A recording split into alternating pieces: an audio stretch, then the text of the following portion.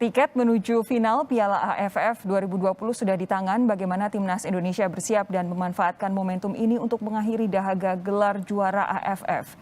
Catatan apa saja yang harus ditingkatkan para pemain dari dua semifinalis lain, Thailand dan juga Vietnam, yang masih akan berlaga malam ini. Kita bahas bersama Muhammad Iriawan, Ketua Umum PSSI, M. Kusnaini, pengamat sepak bola, serta Firman Utina, mantan pemain timnas yang kini menjabat Direktur Teknik Borneo FC. Selamat malam, Bapak-Bapak. Saya mau ke Pak Iwan terlebih dahulu. Selamat malam. Assalamualaikum warahmatullahi wabarakatuh. Waalaikumsalam warahmatullahi wabarakatuh. Pak Iwan, saya mau tanya respons Anda kemarin dengan kemenangan Indonesia. Terima kasih, Pak ya. Kalau respon tentu sangat senang, sangat bangga, sangat bahagia ya. Tapi terus terang jantung saya mau copot gitu ya. Oh ya? Penyakitnya luar biasa, apalagi pas penalti dihadiahkan ke Singapura. Wadah, saya udah nggak mau lihat lagi tuh. Udah tengkurap aja, tapi alhamdulillah ya Nadio main cemerlang sehingga bisa menepis dan tidak masuk ke gawang. Nah di situ udah menit ke 89. Dalam perpanjangan diri saya sudah yakin bahwa dalam perpanjangan kita pasti menang gitu. Kenapa? Karena dia tinggal dua pemain hilang, kita masih ada lengkap. Kemudian juga pasti tekniknya dirubah oleh Sintayong untuk bisa menangkan perpanjangan 2x15 meter dan alhamdulillah memang. Tapi tegang luar biasa ya. Tegang ya. Tegang sekali ya. Baik, tapi Pak Iwan, Anda sebagai Ketua Umum PSSI melihat skuad yang saat ini berlaga di AFF itu seperti apa? Karena yang koreksi kalau saya salah, yang sepanjang yang saya tahu ini adalah skuad termuda ya di semifinal AFF ya. Ya, jadi kita ketahui banyak pemain muda yang di-hire oleh Sintayong. Karena sekali lagi semua berkaitan dengan pemain dan sebagainya saya serahkan full kepada Sintayong untuk memilihnya. Ya strategi, taktik segala macam. Memang banyak pemain muda, tapi memang itu yang dipilih oleh Sintayong. Ya ini nantinya mungkin untuk menjadi pengalaman dan jika bakal terus ke depan masih panjang, sehingga memang akhirnya pemain muda tersebut banyak dipilih oleh Sintayong dan patut dibanggakan, Mbak ya. Kita TC hanya berapa lama pemain senior ini yang sekarang ke AFF. Padahal kita sendiri kompetisi tidak jalan di negara kita hampir 537 hari. Tidak ada permainan, baru 4 bulan kompetisi ada dan baru diambil dari klub-klub yang ada Liga 1 secara khusus dan klub-klub lainnya yang diambil oleh Sintayong. Jadi sebetulnya cukup dibanggakan ya. Karena dia tidak ada kan untuk bermain di klubnya. Kan pandemi Covid kita 1 tahun 8 bulan kita close, tidak ada pertandingan kompetisi sama sekali ya. Nah, ini menarik, harus saya tanyakan kepada yang pernah berada di posisi ini, bermain sepak bola untuk Indonesia. Bung Firman, saya mau tanya, kalau kemudian tadi Pak Iwan menggarisbawahi bahwa memang sepanjang 1 tahun 8 bulan ini sangat minim kans pemain Indonesia untuk berlaga di kompetisi lokal, lalu kemudian tiba-tiba ada AFF. Apa yang bisa Anda lihat dari skuad Garuda yang bermain dalam AFF kemarin ini, terutama waktu laga kemarin ya melawan Singapura? Ya, yang ada di benak saya tidak seperti apa yang saya bisa lihat langsung saat persiapan tim nasional kita dengan banyaknya kesulitan dalam bertanding. Tapi hal yang saya tidak duga itu Coach Sintayong bisa menunjukkan bahwa membangun satu tim mulai dari otak mereka yang dibangun, mulai dari hati mereka, terutama dengan kaki mereka. Karena apa? Karena yang saya lihat teman-teman yang ada di tim nasional sekarang, mereka bermain bukan hanya sekedar individu dan skillnya. Mereka bermain dengan secara otak, pola pikir mereka, bagaimana meredam emosinya mereka. Nah ini semua pasti ada nakoda yang mengatur, ya kan? Yaitu Coach Sintayong. Kita harus salut kepada beliau. Coach Sintayong dengan waktu yang mepet, dengan tidak adanya liga hampir 2 tahun kita tidak berkompetisi, tapi pemain-pemain tetap solid. Nah ini yang saya garis bawahi bahwa ini atas kerjasama dari tim behind the scene-nya tim nasional yang ada sekarang. Satu hal yang banyak digarisbawahi oleh para pengamat sepak bola, pelaku sepak bola, bahkan pendukung timnas Indonesia adalah soal stamina. Stamina ini dinilai sangat kurang terutama kemarin dalam pertandingan melawan Singapura dinilai buruk sehingga posisi Indonesia menang jumlah pemain saja sempat kalah. Singapura sempat unggul dalam posisi pemain mereka cuma 9. Apa yang bisa Anda sampaikan soal hal ini, Bung Firman? Itu hanya komentar orang, tapi mereka tidak pernah ada di lapangan. Mereka tidak tahu situasi di lapangan. Hal dari kenapa Singapura kekurangan pemain itu bagian dari strategi.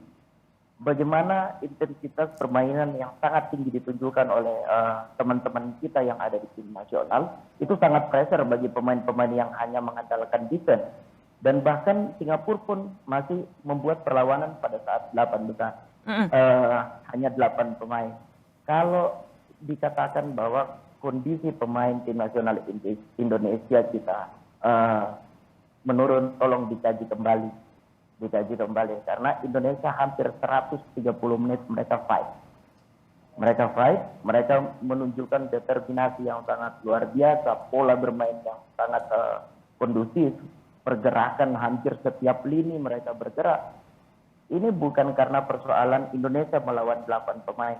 Indonesia melawan 8 pemain itu bagian dari strategi. Oke. Dengan tekanan yang ditekan oleh pemain-pemain Indonesia yang akhirnya mengakibatkan pemain Singapura harus keluar 3 pemain. Ya itu bagian dari strategi, bukan karena kita harus menganalisa terus harus mendikte bahwa kita kekurangan fisik. Bahkan menurut saya kebalikannya. Waduh, di mana analisa itu bisa melihat? Karena yang saya lihat anak-anak pada saat bermain dari kick off sampai dia akhir, mereka daya juang tinggi dan tidak ada yang lemah. Lihat Asnawi bagaimana bermain. Dia seorang leader di situ, mensupport teman-teman. Bahkan ada satu titik penalti yang dia sangat ambisi bahwa kita bisa memenangkan pertandingan ini.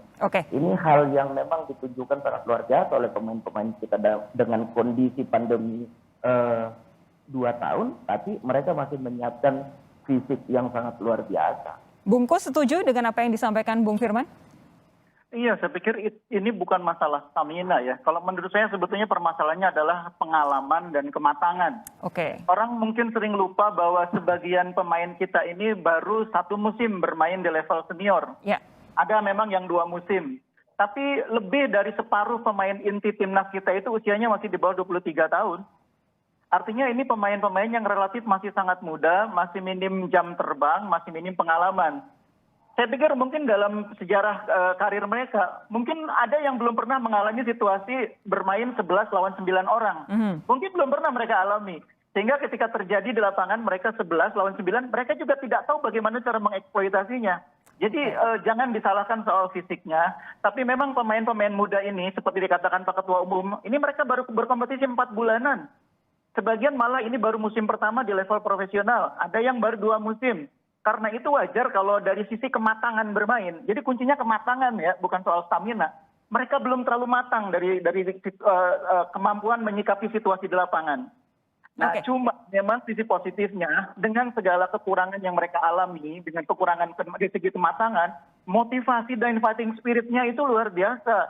Sehingga dengan motivasi fighting spirit plus sedikit keberuntungan ya, ini ada sedikit keberuntungan. Karena kalau penaltinya tidak bisa diselamatkan oleh Nadeo, situasinya seperti dibilang Pak Irawan tadi. Pak Irawan udah sujud aja itu. Jadi itu akan berbeda. Kita dapat sedikit keberuntungan, kemudian ada fighting spirit pemain yang luar biasa, sehingga mampu menutupi kekurangan dari sisi pengalaman dan kematangan. Nah, ini pengalaman dan juga kematangan ini tentu jadi bekal yang luar biasa dibutuhkan oleh timnas Indonesia menghadapi entah itu nanti Thailand maupun Vietnam. Karena di atas kertas, kedua timnas ini lebih kuat dibandingkan pemain-pemain muda Indonesia yang berlaga di Piala AFF kali ini. Nah, apa tanggapan para narasumber saya untuk menghadapi nanti laga final? Sesaat lagi saudara tetap bersama kami. Sapa Indonesia Malam akan segera kembali.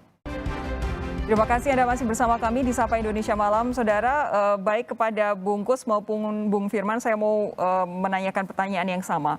Ini kan kalau di atas kertas, lawan Indonesia, entah itu Thailand ataupun Vietnam, siapa nanti yang keluar sebagai pemenang dalam semifinal ini, mereka di atas kertas lebih unggul pemainnya dibanding Indonesia. Skuad mereka lebih unggul dibanding skuad Indonesia saat ini. Kira-kira apa tantangan yang paling berat, kemudian di mana celahnya yang bisa dimanfaatkan oleh para pemain Indonesia? Bungkus lebih dulu.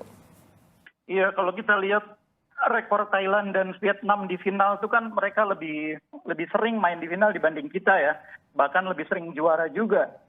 Artinya ini memang dari sisi non teknis ini tantangan bagi tim pelatih maupun para pemain untuk mengubah dalam tanda petik peta persaingan di mana kita sekarang posisinya underdog, di lapangan kita buktikan kita bisa mengimbangi. Nah, ada dua hal yang menurut saya harus menjadi perhatian. Yang pertama, kita kurangi beban bagi pemain. Jadi ekspektasi publik kepada pemain kan pasti sangat tinggi. Betul. Tapi itu jangan sampai jadi beban bagi pemain. Nah, ini kuncinya ada di jajaran pelatih bagaimana membuat pemain tetap rileks menghadapi pertandingan seolah-olah tidak ada beban. Begitu juga dengan pengurus. Ini saya pesan kepada Pak Iwan nih, jangan sampai ini ada yang membuat pemain jadi terbebani menjelang final ini. Buat mereka rileks sehingga di final tampil lepas. Itu dari sisi dari yang pertama. Yang kedua, pemain menurut saya jangan terlalu banyak baca tentang siapa lawan kita, bagaimana rekor pertemuan kita, karena kalau kita lihat nama-nama Thailand memang agak serem juga ya, nama-nama seperti Chanatip, Adisak, semua masih ada di tim Thailand dan itu bisa jadi pemain yang sangat penting. Pemain-pemain kita masih sangat muda, karena itu kalau mereka tidak terlalu dibebani dengan ekspektasi yang terlalu tinggi, tidak dibayangin dengan informasi yang membuat mereka menjadi kurang percaya diri, saya yakin di lapangan mereka nanti bisa lepas tampil. Kuncinya bagaimana membuat pemain tampil lepas nanti di final. Baik, silakan Bung Firman. Oke, kalau saya malah melihat hanya pengalaman yang dimiliki oleh pemain-pemain Thailand. Begitu juga Vietnam. Thailand memang banyak menjuarain, tapi Thailand bukan tim yang harus ditakuti oleh Indonesia. Indonesia memiliki ciri khas dan gaya bermain sendiri setelah dipegang oleh beberapa pelatih ternama yang ada sebelum Bang Sintayong atau Coach Sintayong ada Coach Lee Mila. Kedua pelatih ini menunjukkan perform Indonesia yang sangat baik. Jadi menurut saya Thailand bukan hantu bagi tim Indonesia dengan melihat permainan di beberapa penyisian sampai dengan partai semifinal. Intinya tim Indonesia harus prepare diri. Tim Indonesia sekarang komplit mempunyai tim behind the scene yang saya katakan tadi. Mereka memiliki coach physical yang sangat baik, terus banyak didukung oleh analisa-analisa yang sangat luar biasa.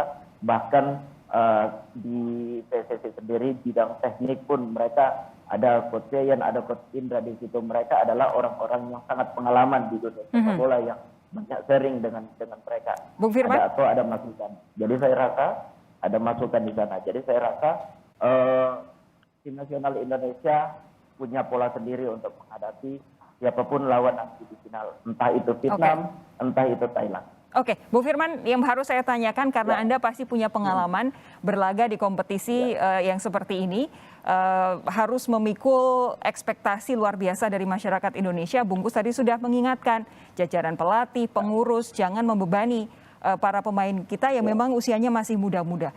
Tetapi kalau saya meminta Anda menceritakan pengalaman Anda, sebenarnya yang kalau misalkan dalam kondisi seperti saat ini, pemain masuk ke dalam persiapan menjelang final, itu apa sih yang mereka hadapi, bagaimana cara mereka kemudian bisa lepas begitu dari segala ekspektasi yang disematkan oleh masyarakat Indonesia? Ya, jujur yang menegaskan itu adalah kemarin. Kalau pertandingan kemarin kita gagal, kita nggak bakal akan bicara hal ini untuk final. Betul. Ya, yang saya katakan bahwa yang pengalaman yang saya alami adalah kami masih tetap mengikuti apa yang diinstruksikan oleh pelatih. Padahal di luar sana orang tidak tahu bagaimana persiapan dan lain-lain. Dan saya rasa bahwa apa yang anak-anak sekarang lakukan itu sudah sangat luar biasa. Dengan keadaan pandemi kita lockdown, semua sepak bola tapi anak-anak masih menunjukkan kualitas. Mereka ini pemain muda, tapi jangan kita melihat bahwa mereka bagian dari tidak berpengalaman. Kita semua melihat dari kualitas dan kuantitas mereka ada di lapangan. Mereka sangat luar biasa. Dan saya jamin bahwa mereka insya Allah bisa menunjukkan permainan yang sangat baik nanti siapapun lawan kita di final nanti. Nah, untuk persiapan menghadapi Thailand ataupun Vietnam sudah dikupas oleh Bungkus maupun Bung Firman. Saya mau ke Pak Iwan, pertanyaannya yang lebih mendasar lagi nih. kemarin di lini masa netizen itu sempat ramai mengetweet hashtag STYStay, Shin Tae-yong stay. Artinya netizen ini bilang bahwa apapun hasilnya Shin Tae-yong harus stay atau harus dipertahankan oleh timnas Indonesia. PSSI bagaimana kontraknya dengan Shin Tae-yong? Lalu kemudian kira-kira posisinya seperti apa pelatih untuk saat ini? Terima kasih, Mbak. Saya jadi bingung, siapa yang mau ganti Shin Tae-yong gitu? Orang saya ketua umumnya kok. Kontraknya itu 4 tahun. 4 tahun ya. Mana ada bola ini yang instan, Mbak. Nggak ada. Shin Tae-yong ini baru kita kontrak hampir 2 tahun ya. Tapi sudah menunjukkan hasil yang cukup lumayan, cukup bagus ya. Jadi sebenarnya tidak ada itu. Tapi kalau setiap pertandingan, kemarin pada dunia di Arab, kemudian latihan di Turki dan sebagainya, itu pasti kita evaluasi. Kenapa mainnya begini? Kok bisa menang? Kok bisa kalah? Itu wajar. Ada mungkin pendapat dari publik bahwa evaluasi itu akan mengganti Shin Tae-yong. Tidak. Jadi ada tim dari kita, baru tim teknik, deputi sepak bola, para XO, yang nanti Shin Tae-yong ini selesai TC atau bertanding sekarang, itu kita pasti adakan rapat evaluasi. Melihat apa kelebihan, kekurangannya. Kalau kekurangan harus diperbaiki, kelebihan ditingkatkan. Itu kira-kira, Mbak. Ya. Baik. Nah, lalu itu dari sisi pelatih. Bagaimana dengan para pemainnya? Bagaimana proses pembinaan lanjutan supaya para pemain-pemain muda ini prestasinya bisa terus berlanjut, kemampuannya bisa lebih tinggi lagi, entah itu di kompetisi lokal maupun dalam kapasitas mereka mewakili Indonesia? Mereka kan nanti kembali ke klub ya, rata-rata mereka dari klub. Tentunya kita terus komunikasi dengan pemilik klub, manajer klub untuk bisa terus melakukan pembinaan. Selain memang kami mempunyai pola jangka panjang untuk TC. Betul, alhamdulillah Pak Presiden lewat Menpora membantu kita untuk TC para timnas ini, baik under 20 nanti yang sekarang U18 untuk World Cup 2023 maupun senior ini. Jadi itu kira-kira pola kita. Terus kita kerjasama dengan klub-klub yang di mana pemain tersebut berada ya. Pak Iwan, saya mau konfirmasi, betulkah peringkat FIFA Indonesia baru saja naik setelah pertandingan kemarin? Kemarin 175, 165, sekarang 164 ya. Jadi sekarang 164. Kita lihat nanti kita juga adakan acara-acara pertandingan dengan klub-klub negara yang peringkatnya jauh di atas kita, supaya peringkat kita bisa naik. Itu roadmap sedang dibuat oleh Shin Tae-yong dan Indra Sapri. Sekarang 164, Mbak. Ya. Terakhir untuk bungkus, saya mau tanya kira-kira nanti menghadapi siapapun yang dihadapi Indonesia di final, entah itu Thailand atau Vietnam, kira-kira strategi permainan apa yang mungkin bisa dipertimbangkan oleh para pelatih? Iya, menurut saya sih tidak usah diubah. Kita lihat Shin Tae-yong ini sangat berhasil dengan high pressing yang diterapkan di timnas kita saat ini. Itu saya pikir ciri khas yang tidak usah diubah. Cuma harus pintar-pintar mengatur tempo supaya 2x45 plus waktu tambahannya bisa konsisten main dengan strategi high pressing tersebut. Kita nantikan siapa yang keluar sebagai finalis malam hari ini antara Thailand dan juga Vietnam. Lalu kita nantikan bagaimana nanti permainan di leg pertama final timnas Indonesia di Piala AFF. Terima kasih Pak Iwan, Bungkus dan juga Bung Firman sudah bergabung bersama kami. Sehat terus ya. Terima kasih. Terima kasih. Mohon doanya. Terima kasih, tentu akan didoakan. Bungkus, makasih. Indonesia ya.